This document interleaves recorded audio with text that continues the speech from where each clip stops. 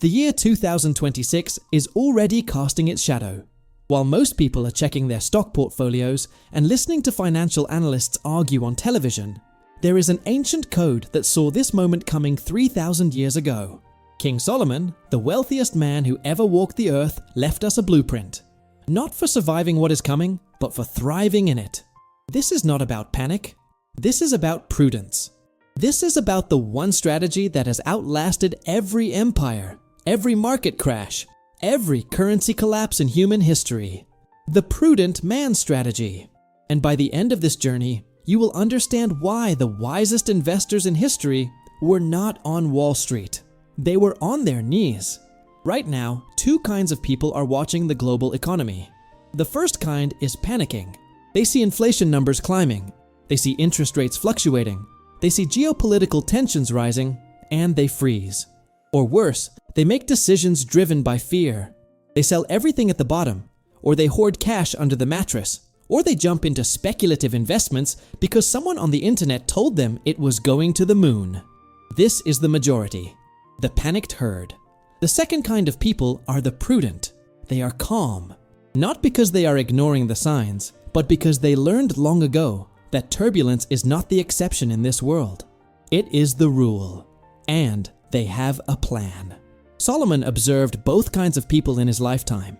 He watched fools rush into danger because they refused to see it coming. He watched the wise quietly prepare while everyone else partied.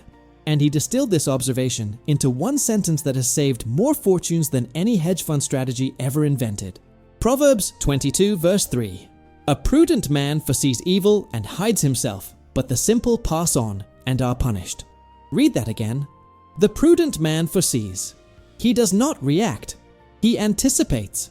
He sees the storm forming on the horizon while the sky above him is still blue. And he does not stand there arguing about whether the storm is real. He hides himself. He takes action. But here is where it gets interesting. Modern economics has completely abandoned this principle. Walk into any business school, open any financial textbook, and you will find mountains of theories about efficient markets, rational actors, complex derivatives, and algorithmic trading. You will find equations that require a doctorate to understand, but you will not find the Prudent Man Strategy. You will not find Solomon. Why? Because modern economics assumes that markets are fundamentally rational and predictable. It assumes that if you have enough data, enough models, enough computing power, you can see the future and control it. Solomon knew better. He knew that the future is not a math problem. It is a moral problem. It is a wisdom problem. Economies do not collapse because the equations were wrong. They collapse because people became foolish, because greed replaced prudence, because the simple passed on and were punished. This is why Wall Street keeps getting blindsided. 2008. The housing crisis. Nobody saw it coming, they said. Except the prudent did. 2020. The pandemic recession. Nobody could have predicted it, they said. Except the prudent were already positioned. 2023. Bank failures. Came out of nowhere, they said. Except the prudent were already diversified. Every single time, the pattern is the same. The prudent foresee. The simple pass on. And now we stand at the edge of 2026. The signs are already visible. Central banks are running out of tools. Debt levels are at historic highs. Supply chains are fragile. Political instability is rising. Currency wars are quietly brewing. You do not need a degree in economics to see it. You just need the eyes that Solomon had. The eyes that see evil coming and do not deny it. So the question is not whether something is coming. The question is which kind of person you will be. Will you panic? Will you ignore it? Or will you do what the prudent have always done? Foresee, prepare, and hide yourself. Not in fear, but in wisdom. Let us go deeper into this principle of foreseeing evil. Solomon was not speaking theoretically. He was speaking from experience. When Solomon became king, he inherited a kingdom at the peak of its prosperity. His father David had conquered the enemies, secured the borders, and filled the treasury. Solomon had everything. Gold flowed into Jerusalem like a river. Trade routes brought wealth from every corner of the known world. The temple he built was covered in gold. His palace was a wonder. His wisdom attracted rulers from distant lands. By every measure, Israel was untouchable. But Solomon knew something that everyone else forgot. Prosperity does not last forever. Seasons change, and the king who does not prepare during summer will starve during winter. So what did Solomon do? He fortified cities. He built storehouses. He diversified his alliances. He accumulated resources. He invested in infrastructure. He trained his military even during peacetime. Why? Because he foresaw that the peace would not last. And he was right. After his death, the kingdom split. Civil war erupted. The prosperity vanished almost overnight. But those who had followed Solomon's example, those who had stored up during the good years, they survived. The others did not. This is the principle of foreseeing evil. It is not pessimism, it is realism wrapped in wisdom. Proverbs 22 verse 3 does not say the prudent man hopes evil does not come. It says he foresees that it will, and he acts accordingly. Think about what that means for you right now. The economy is still functioning. You can still buy food without rationing. You can still access your bank account. You can still move money across borders. You can still purchase assets. The question is, are you using this window, or are you passing on like the simple? Here is where most people miss it. They think foreseeing evil means predicting the exact day and hour of the crash. It does not. It means recognizing the trajectory. Solomon did not know the exact year his kingdom would split, but he knew it would, because he understood human nature. He understood that wealth makes people proud, pride makes people foolish, and foolishness leads to destruction. The cycle is inevitable. So he prepared, not by trying to time the market, but by building resilience into every area of his life and his kingdom. This is the first layer of the Prudent Man Strategy. You stop asking if something bad will happen. You accept that it will, because history proves it always does. Empires rise and fall. Currencies rise and fall. Markets rise and fall. And the only people who consistently come out ahead are those who prepare during the rise for the inevitable fall. Not because they are negative, but because they are prudent. Now that we understand the principle of foreseeing evil, the next question is obvious. How do we hide ourselves? What does prudent preparation actually look like? Solomon gives us another principle. This one is so practical, so timeless, that it applies whether you are managing a $1 billion portfolio or a few $1,000s in savings. Proverbs 6 verses 6 through 8. Go to the ant, you sluggard. Consider her ways and be wise, which having no guide, overseer, or ruler, provides her supplies in the summer and gathers her food in the harvest. The ant does not panic. The ant does not wait for someone to tell her what to do. The ant does not need a financial advisor or a government bailout. She sees summer and she knows winter is coming. So she works, she gathers, she stores, and when winter comes, she survives. This is the principle of the ant's harvest, and it has two parts. First, asset allocation. Second, disciplined accumulation. Let us talk about asset allocation for turbulent times. Solomon himself modeled this. He did not put all his wealth in one place. He had gold, silver, livestock, land, trade agreements, political alliances, fortified cities, and storehouses of grain. Why? Because he understood that different assets serve different purposes in different seasons. Gold holds value when currency fails. Land produces food when supply chains break. Grain feeds people when famine comes. Alliances provide security when enemies attack. He diversified not for growth, but for survival. That is the key. In times of prosperity, you invest for growth. In times of uncertainty, you allocate for resilience. So what does that look like today? It means you stop chasing the hottest stock tip. It means you stop putting everything into one asset class. It means you build a foundation that can withstand multiple scenarios. Some of your wealth should be in hard assets. Things that have intrinsic value. Land, precious metals, commodities, tools, skills. These are the things that hold value when paper wealth evaporates. Some of your wealth should be in productive assets. Things that generate income regardless of market conditions. Rental properties, businesses, royalties, dividend stocks in essential industries. These are the things that keep cash flowing when jobs disappear. Some of your wealth should be liquid. Cash, not all of it, because inflation erodes it. but enough to take advantage of opportunities when everyone else is forced to sell. And some of your wealth should be hidden, not illegally, but strategically. This is the part most people do not understand. Solomon said the prudent man hides himself. In the original Hebrew, the word hide does not mean to bury in the ground and forget. It means to shelter, to protect, to place beyond the reach of those who would take it. In ancient times, that meant fortified cities and secret storehouses. Today, it means legal structures that protect your assets from creditors, lawsuits, taxation, and inflation. Trusts, LLCs, international accounts, offshore holdings, precious metals stored outside the banking system. These are not tools for the ultra-rich. These are tools for the prudent. Now let us talk about the second part. Disciplined accumulation. The ant does not gather once and stop.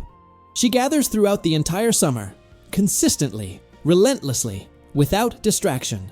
This is where most people fail. They hear the warning. They make 1 or 2 changes, and then they go back to living like it is permanent summer. The prudent do not do that. They build the habit of accumulation. Every month, they move a percentage of their income into hard assets. Every quarter, they review their allocation. Every year, they increase their resilience. It is not exciting. It is not glamorous, but it works, because when winter comes, and it always does, they have what the simple do not: margin, options, time. Solomon understood this deeply. He built his storehouses when grain was cheap. He accumulated gold when trade was flowing. He fortified his cities when there was no war. Why? Because he knew that the time to prepare is not when the storm arrives. It is when the sky is still clear. And that is exactly where we are right now. The storm clouds are forming on the horizon, but most people are still at the beach. The prudent are loading their storehouses. You might be thinking, this all sounds good in theory, but does it actually work in real life? Let me introduce you to a man who proved it. His name was George Müller, and his story is one of the most extraordinary demonstrations of the prudent man strategy ever recorded. George Müller was born in Prussia in the early 1800s. He became a pastor in Bristol, England, and felt called by God to care for orphans. At the time, orphanages were horrific places. Children were abused, starved, and exploited. Müller wanted to create something different, a place where orphans would be loved, educated, and cared for. But he had no money, no government funding, no wealthy donors lined up, just a conviction and a principle. He would trust God's economy when the world's economy failed him. Over his lifetime, George Müller cared for more than 10,000 orphans. He built 5 large orphanages. He never asked anyone for money. He never went into debt. He never missed a meal for a single child. How? By applying the exact principles Solomon taught. Müller foresaw that relying on human institutions was dangerous. Governments change, donors disappear, economic systems collapse. So he built his entire operation on a foundation that could not be shaken. Prayer, prudence, and preparation. Every morning, Müller would pray, and throughout the day, provision would come. Sometimes it was a check in the mail from someone he had never met. Sometimes it was food delivered anonymously to the door. Sometimes it was a sudden donation of land or building materials, but it always came. Not because Müller was lucky, but because he understood the principle. The prudent man foresees evil and hides himself in God's provision. Here is the part most people miss. Müller did not just pray and wait. He managed every penny with ruthless discipline. He kept detailed financial records. He diversified his sources of provision. He stored food when it was abundant.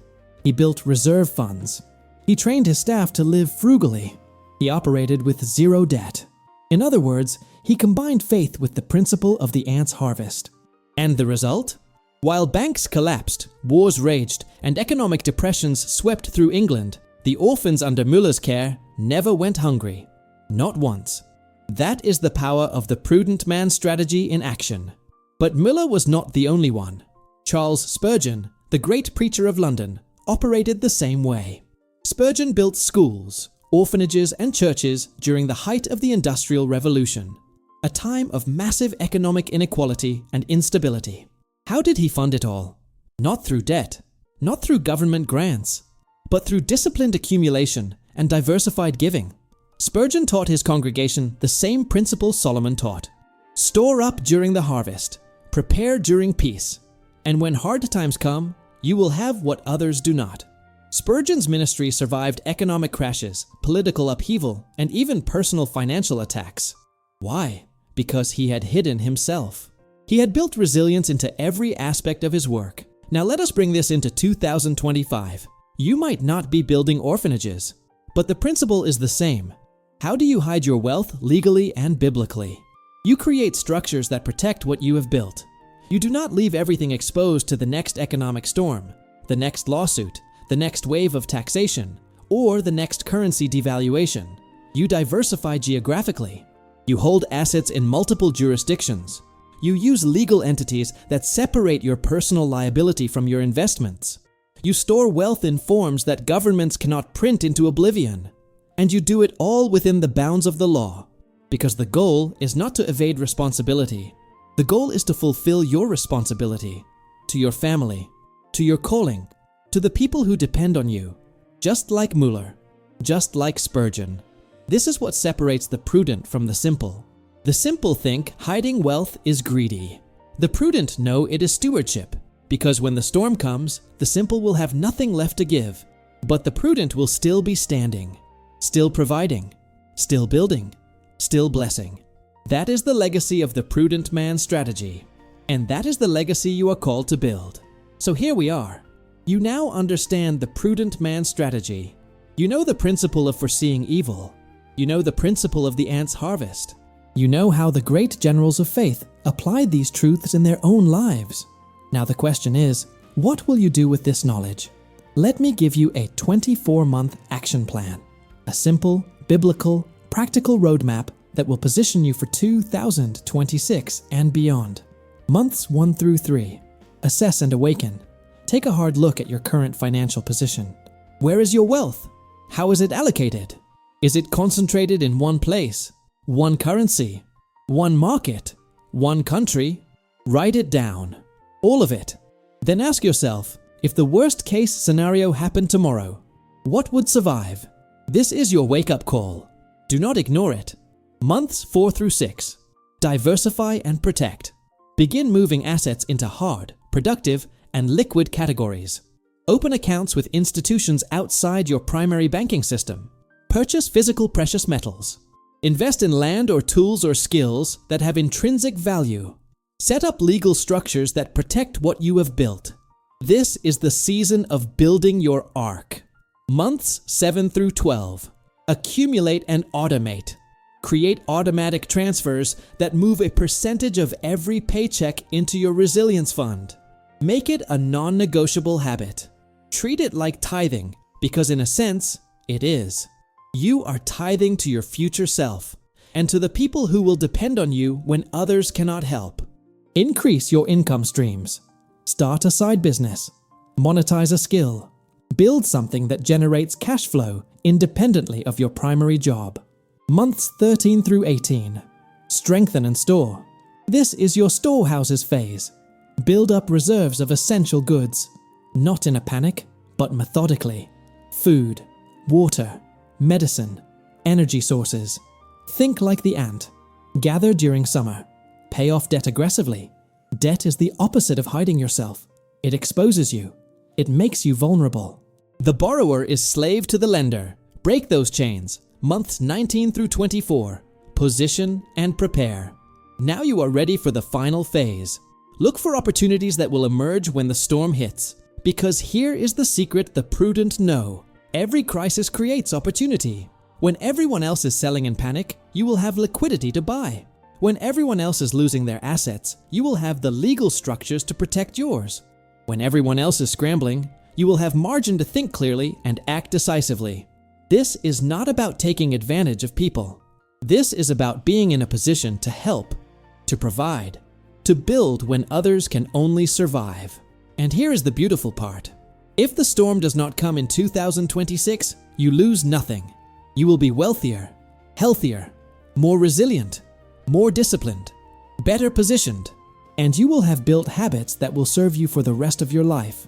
But if the storm does come, and history suggests it will, you will be one of the few standing, Not because you were lucky, not because you had insider information, but because you followed the oldest, most proven strategy in human history, the Prudent Man Strategy, the strategy of Solomon, the strategy of Müller, the strategy of Spurgeon, the strategy of every wise person who ever navigated turbulent times successfully. So let me leave you with this. Proverbs 22, verse 3. A prudent man foresees evil and hides himself, but the simple pass on and are punished. You now know which path to take. You now have the map. You now have the next 24 months laid out in front of you.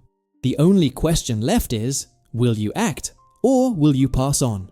And maybe, just maybe, when 2026 arrives, you will look back on this moment as the day everything changed.